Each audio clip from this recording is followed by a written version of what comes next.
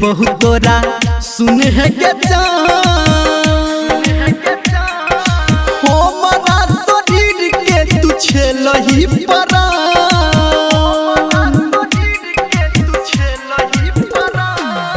की दोष दे बहुत तोरा सुन है के हमारा शरीर के तू छेलही परा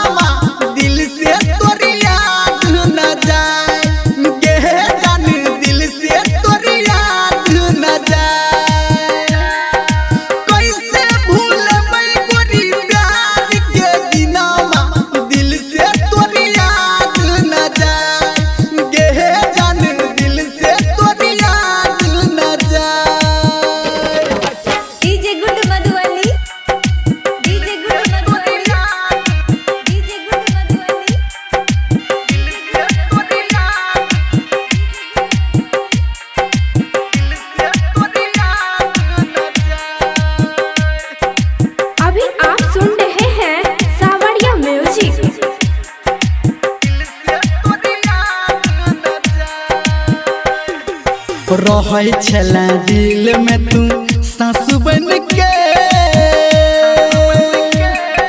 हो बदाल गोदी तू के आंसू बन के